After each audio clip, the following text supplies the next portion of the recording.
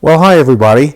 I mentioned last week when I posted a couple of Excel formulas that I would be from time to time doing some spreadsheet tips that I hope would help people out. And so I thought it was time to do another one. Today I'm actually running LibreOffice Calc, which is a derivative of the OpenOffice software.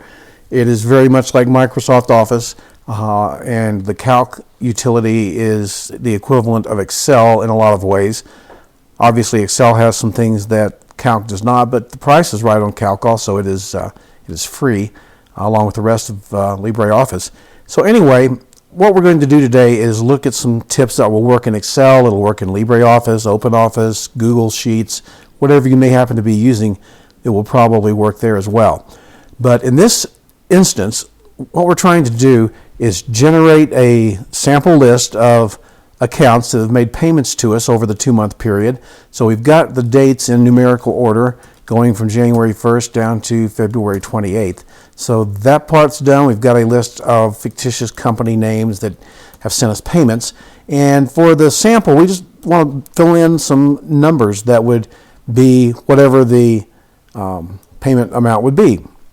So my first thought was to use the rand between function, which generates a series of numbers between a high and a low. So we would put in, say, a low of $50 and a high of $500, and we would get a list of payment amounts that would be between those two values. And as you can see, when I expand it down, it works fine, except that we don't get any randomization in the decimal places. It doesn't look realistic, and so you may want to get something that you can test out that is more real world. So we're just going to delete that. Rand between is not the answer that I'm going to use today. So let's just delete this this column here. And we will go with a different idea instead here. So let's say that we're going to use the rand function instead.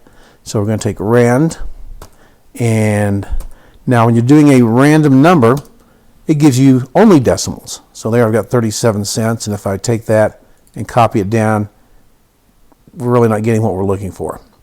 So how do we fix this? Well, it's pretty easy. You just got to multiply your random number by the difference between your high and your low. So in this case, the difference between 500, which is our top value, and $50, which is our low value, is 450. And then we add to that the low value of 50. So now when we do that, there we go, 426.97. We can copy that down, and we've got this whole list. Now, we don't want to keep a formula in there that is live because the numbers will keep changing. The problem with this now, the formula as it stands, is if I do that, let me just change one of these here.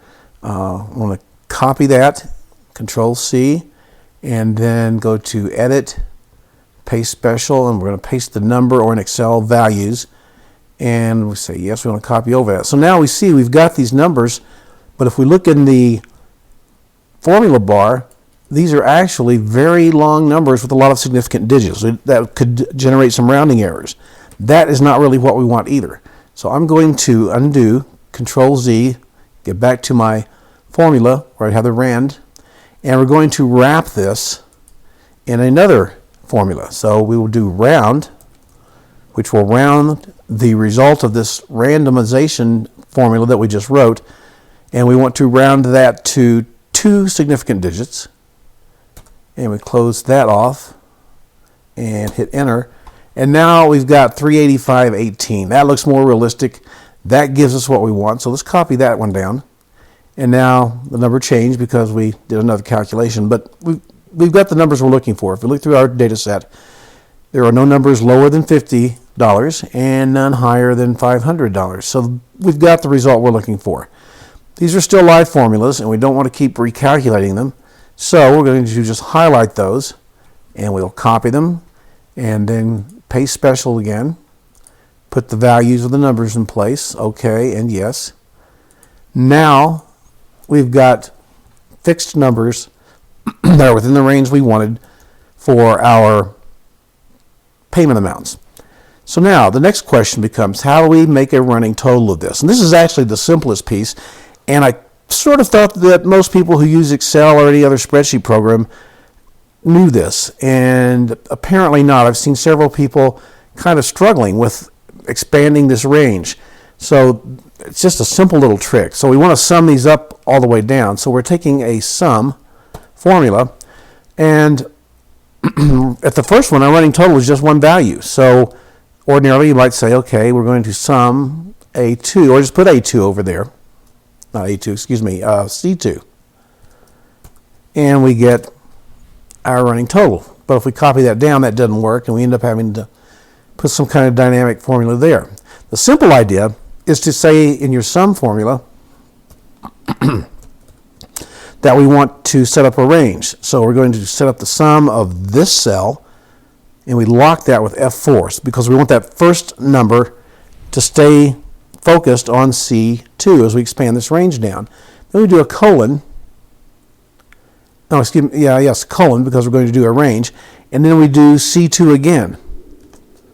And on this one, we only want to have the column locked. So we put a $ by the C. The 2 for the row, we don't want to lock that in. We want that range to expand. So when we copy this formula down, the second C2 will become C3, C4, C5, and we'll have an expandable range. So I enter that formula. We've got that 41132, and if I copy it down, sure enough, we've got the result we're looking for, and we can see that we've got almost $13,000 in payments during the 2-month period. So hope that helps everyone out, and if you already knew that, you can watch for the next one. Hope everyone has a good day, and we will chat again soon.